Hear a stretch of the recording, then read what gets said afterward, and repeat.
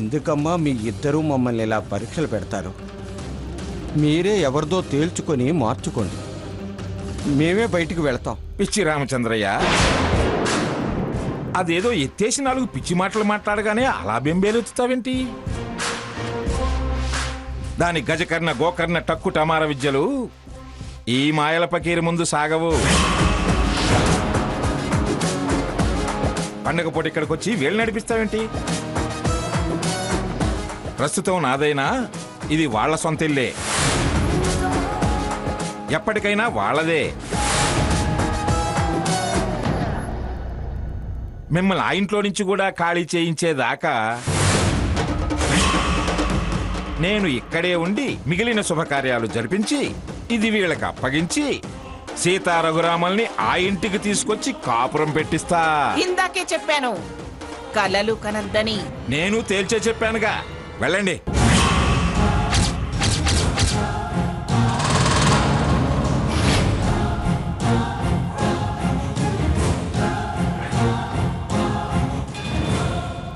అరే రఘురాం, వాళ్ళకంటే పండగ లేదు, పబ్బము లేదు. కాలము దాని విలువ తెలియని మనుషులు. మంచి మనిషికో మాట, మంచి కొట్టుకో దెబ్బ అన్నారు. అన్నీ అన్నా కథలతో మనకెందుకురా? తలంటుకు ముందే టపాసులు కాలిస్తేనే చతుర్దశి నాడు నరకాసుర వధ జరిగినట్లంట. అలాగే అహంకారాన్ని అంతం చేస్తున్నాం కాబట్టి ఆ టపాసులు అందుకురా అంటిద్దాం. అలాగే తాతయ్య. గ్రాని పద. ఈ అవమానాలు భరిస్తూ ఇంకా ఎందుకు ఇక్కడ ఉండడం?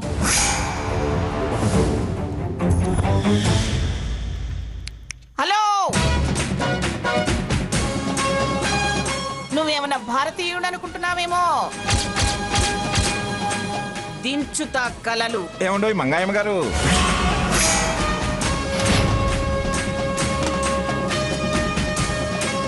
నేను నిజంగానే భారతీయుణ్ణి.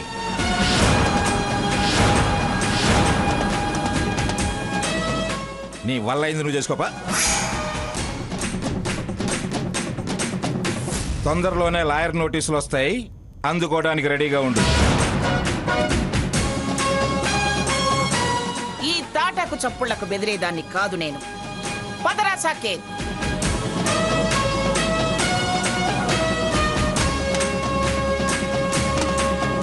మీరింత పిచ్చోళ్ళు కాబట్టే అలా ఆడిస్తుంది అది మిమ్మల్ని.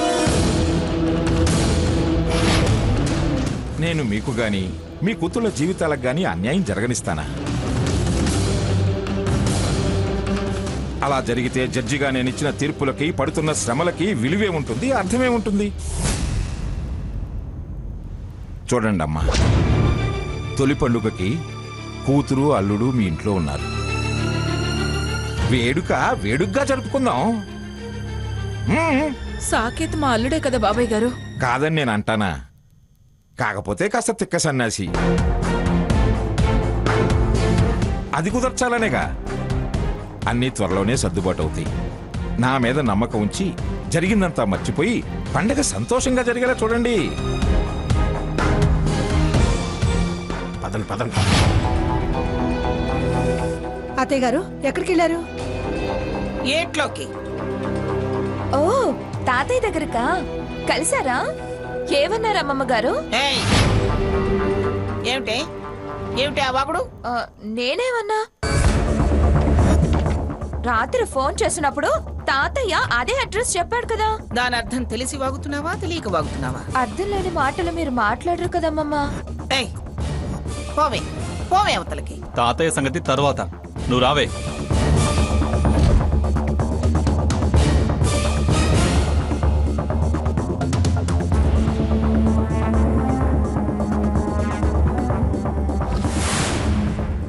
చచ్చా, పండగ మూడంతా పాడు చేసింది. ప్రతిదానికి పెద్ద ఝాన్సీ రాణిలాగా తయారవుతుంది. భయపడే కొద్దీ బాగా సాగించుకోవడం మొదలుపెట్టింది. అదే అలవాటుతో అందరినీ అదిరించి బెదిరించి బతకడం అలవాటైపోయింది.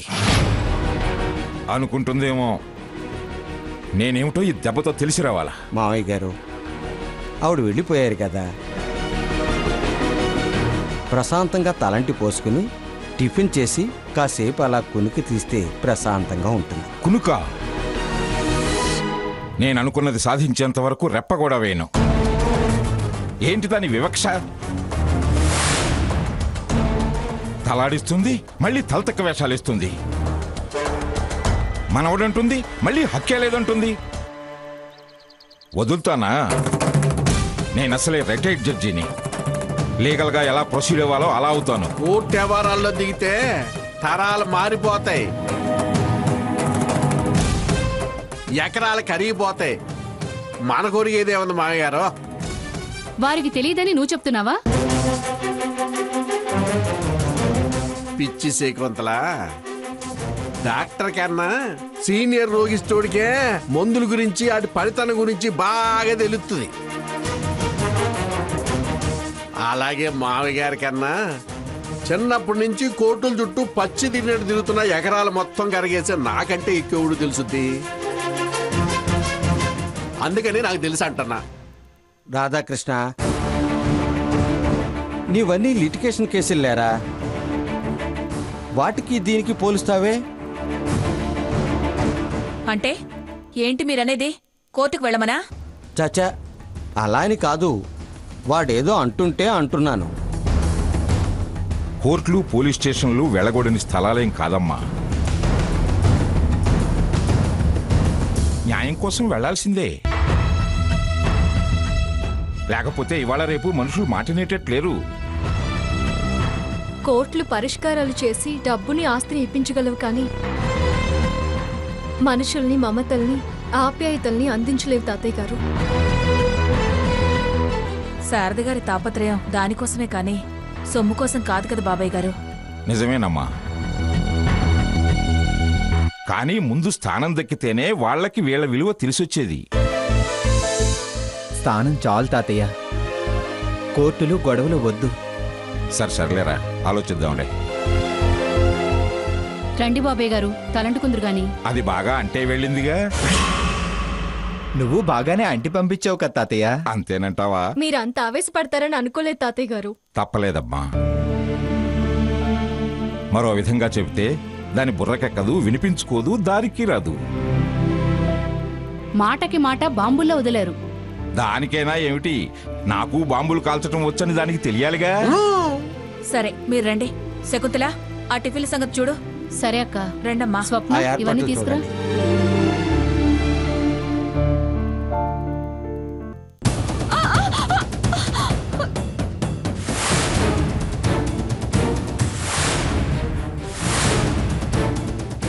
ఏయ్, సీతొక్కతేనా రామచంద్రయ్య సావిత్రుల కూతురు? నువ్వు కాదా? ఇప్పుడు ఆ డౌట్ నీకెందుకు వచ్చింది? లేకపోతే ఏంటే, అల్లుడు బిడ్డ అని వాళ్ళని పిలిచారు కానీ మనల్ని ఎందుకు పిలవలేదు? ఓహో, అంటే మీరిప్పుడు అక్కడికి వెళ్ళొచ్చారనమాట. అవును, వెళ్ళొచ్చాం. అక్కడే ఆ దరిద్రపు కొంపలోనే ఆయన గారుంది. మరి ఆ దరిద్రపు కొంపకి పిలవలేదంటావే? మర్యాద గురించి మాట్లాడుతున్నా. వాళ్ళని పిలిచి నన్ను పిలవకపోవడం ఏంటి? అసలు ఏమనుకుంటున్నారు వాళ్ళు? నేనంటే అంత లెక్కలేనితనమా? హలో, తమరికి చాలా విలువిచ్చి నెత్తిన పెట్టుకుందామని పిలిస్తే తమరే మర్యాద కాపాడుకోలేదు. పిలిచిన పిలవకపోయినా అక్కడికి వెళ్ళటం, రచ్చ రచ్చ చెయ్యటం, ఏడిపించటం. అలాంటప్పుడు ఎందుకు పిలవటం అని మానుకొనుంటారు. అంటే మానుకుంటే సరిపోతుందా? అది నన్ను అవమానించినట్టు కాదా? తమరిని పిలిచి అవమానింప చేసుకొని వాళ్ళు ఏడిస్తే నీకు తృప్తా? అప్పుడేగా నీకు పండగ.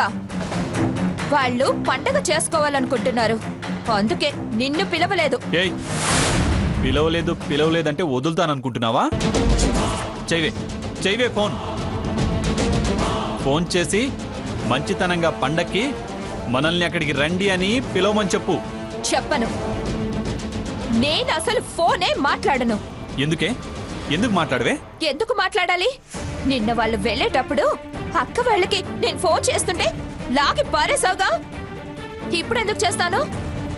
దానికి దీనికి సంబంధం ఏంటే? ముందు ఫోన్ చెయ్యి. నాతో బలవంతంగా ఫోన్ చేయించలేవు. చెయ్యకపోతే చంపుతా.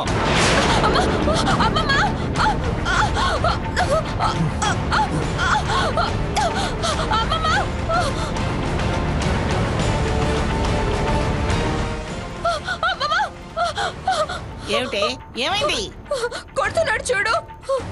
ఏమిట్రా ఏమైంది? ఎందుకు నీ చిరాకు దాని మీద చూపిస్తున్నావు? పండక్కి అక్క వాళ్ళు మా ఇంట్లో ఉన్నారంట. ఈయన్ని పిలవాలంట. మా అమ్మా నాన్నలకి ఫోన్ చేసి పిలవమని చెప్పాలంట. అందుకే కొడుతున్నాడు. ఏరా ఆల్రెడీ నీకు ఒకసారి చెప్పానుగా,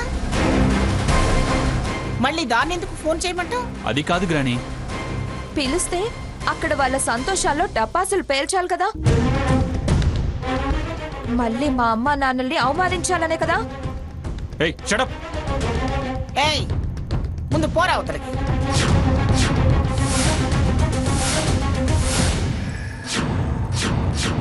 అత్తయ్య, మావయ్య గారు వాళ్ళతో పాటు అక్కడే ఉన్నారా? ఆ దరిద్రాలన్నీ ఎత్తుకొని తిరుగుతున్నాడు. ఎన్ని రోజులు మోస్తారా? తిండి పెడతారు గాని ఏ మలేరియానో డయేరియానో వస్తే డబ్బులు పెడతారా? తెచ్చి ఇక్కడ వదిలేసి వెళ్తారు. అప్పుడు చెప్తాను రా ఆయన సంగతి. వెళ్ళి అక్కడ చేరింది కాక ఎంతెంత మాటలు అంటున్నారు. ఏమన్నారు అత్తయ్య? మళ్ళీ గుర్తు చేసుకోవడానికే చిరాగ్గా ఉంటే నీకు వినిపించమంటావా? ఆ మనిషిని తలుచుకుంటేనే ఒళ్ళు మండిపోతుంది. అంతగా వాళ్ళని వెనకేసుకొస్తూ నన్నే అవమానపరుస్తారా? చెప్తా సమయం వచ్చినప్పుడు నోటికి నోటొక్కటప్ప చెప్తా.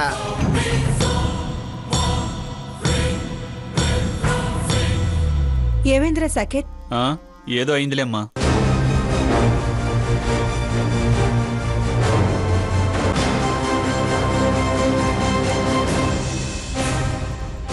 తాతయ్య వీళ్ళ రోగం కుదిరేలా వాతేదో పెట్టుంటారు. ఏమేంద్ర సాకేత్? ఏదో అయిందిలేమ్మా.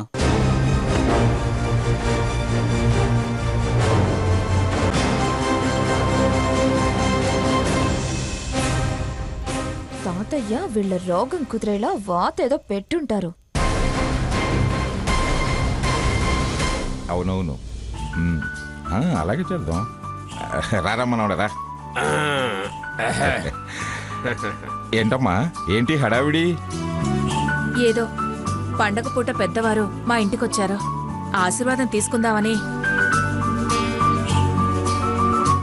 మాలాంటి వాళ్ళింటికి మీ అంత పెద్దవాళ్ళు ఎందుకొస్తారు?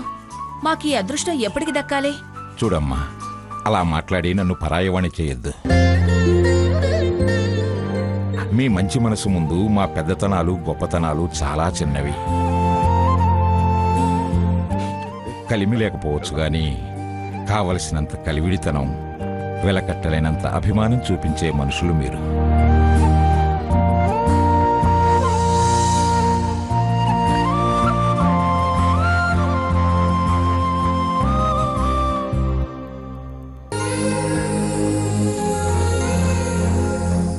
అష్టైశ్వర్యాలతో సుఖ సంతోషాలతో చల్లగా వర్ధిల్లండి.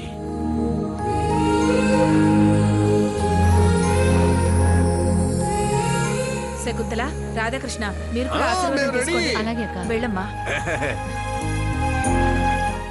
బాబాయ్ గారు, వీళ్ళకు కూడా బట్టలు ఇవ్వండి. రామ్మా.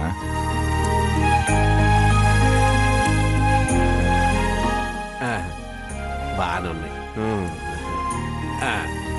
కథ గట్టిగా దీవించాడు మామగారు. మీ అంతటోడిని కావాలని. కలకాలం సుఖ సంతోషాలతో వర్ధిల్లండి. అమ్మా సీత, రఘురాం, మీరు కూడా ఆశీర్వాదం తీసుకోండి. ఇదిగోండి.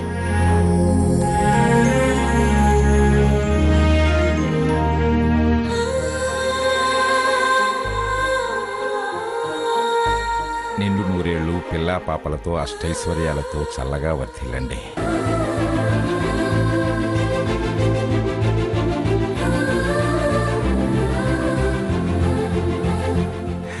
అవును, మేము రాత్రే కదమ్మా వచ్చింది. ఇన్ని ఏర్పాట్లు ఎప్పుడు చేశారు? వీళ్ళు మొన్నే వచ్చారు కదా, పండక్కుంటారని ముందే తెచ్చాను. వీళ్ళక్కడికి వెళ్ళగానే తొలి పండక్కే లేకుండా పోయారని బాధపడ్డాను. కానీ మళ్ళీ ఆ భగవంతుడు మీతో పాటు రప్పించి మాకు పుణ్యం దక్కేలా చేశాడు. బాబాయ్ గారు మీరు కూర్చోండి, మీరు కూడా కూర్చోండి. శకుంతల మనం టిఫిన్ సంగతి చూద్దాం పద. సరే, అవన్నీ తీసి లోపల పెట్టాము. సీత రామ్మా. కూర్చోరా. కూర్చోరావు, పట్టుబడదాం. టిఫిన్ సంగతి చూద్దాం పద. సరే, అవన్నీ తీసి లోపల పెట్టాము. సీత రామ్మా. కూర్చోరా. కూర్చోరావు, పట్టుబడదాం. ఆ పొద్దు నుంచి తెగాకలేస్తుంది. ఇటో ప్లేట్ ఇది ఇటీ.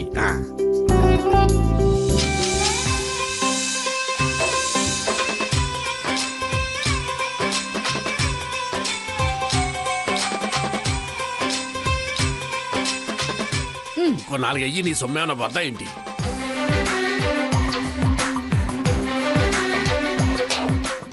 ఏంటి తాతయ్య ఇది కూడానా?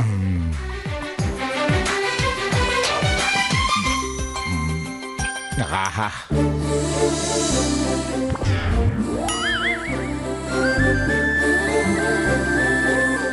చాలా కమ్మగా ఉందమ్మా కారపొడి నెయ్యి. ఎన్ని రోజులవుతుందో ఇలా తిని. రాక్షసి అసలేమి తిన్నిచ్చేది కాదు.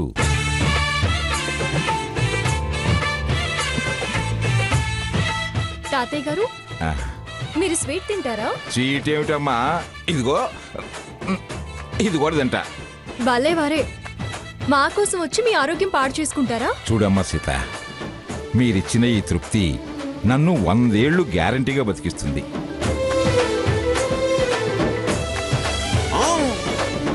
ఇన్నాళ్ళ నుంచి ఈ రుచి తగలక జిహ్వ చచ్చింది, నీరసం బతికింది. ఈ దెబ్బతో మళ్ళీ బలం పుంజుకోవాలా. మామ ఇంకో 2 ఇడ్లీలు, అల్లపు చట్నీ, కారపొడిని తగిలించమ్మా.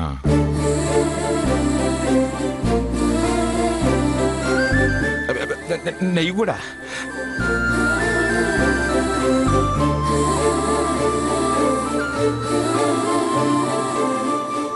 ప్లీజ్ తాతయ్య గారు వద్దు. తిన్నివే, ఒక్కరోజుకి ఏం కాదులే. ఒకరోజేంటి, ఇక నుంచి ఇదే కంటిన్యూ చేస్తా. వీళ్లతో ఉన్నా తిరిగి అక్కడికి వెళ్ళినా అంతే.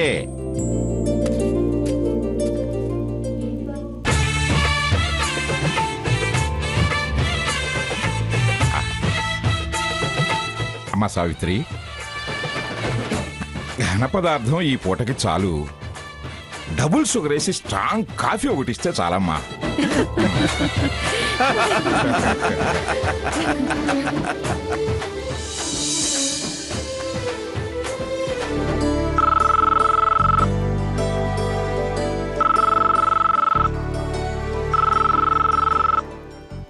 స్వర్ణ, స్వర్ణ, హ్యాపీ దివాళీ అక్క. సేమ్ టు యూనే. ఏంటి అలా అంటావు? సాకేత్ సంగతి తెలుసు, నీ సిచ్యువేషన్ తెలుసు. ఇంకెలా అనమంటావే? మీరు అక్కడికే వెళ్ళుంటారని నేను రాత్రే ఎక్స్పెక్ట్ చేశాను. పాపం అమ్మమ్మ గారు అలా ఎందుకు ఎక్స్పెక్ట్ చేయలేదో నాకు తెలియటం లేదు. ఇందాక వాళ్ళు వచ్చాక అర్థమైంది వాళ్ళు మీ దగ్గరికే వచ్చారని. వచ్చిన దగ్గర నుంచి నన్ను ఫోన్ చేసి మీ వాళ్ళు పిలిచేలా చేయమని సీమ టపాకాయలా ఎగురాడు బావా. నేను చెయ్యనంటే చెయ్యనన్నాను. ఏమే చెయ్యొచ్చు కదా. నువ్వు అక్కవైపోయావు, లేకపోతే ఈ డైలాగు మరొకరంటే మరోలా ఉండేది. ఎందుకే అలా అంటావు? లేకపోతే ఏంటి? ఆ చుప్పనాతి బుద్ధి తెలిసి ఫోన్ చేయకపోయావా అంటావేంటి? పిలిస్తే వచ్చి మీ మూడ్ చెడగొట్టి టపాసుల బదులు ఈయన అవాకులు చవాకులు పేలేవాడు. ఏదో అవమానాలకి తెరలేపేవాడు. హ్యాపీ దివాళీ మరో రకంగా ఉండేది. అమ్మ కన్నీళ్లు, నాన్న బాధ. సర్లే, ఆ విషయం వదిలే. వన్స్ అగైన్ స్వర్ణ, ఎవరికి హ్యాపీ దివాళీ చెప్తున్నావు?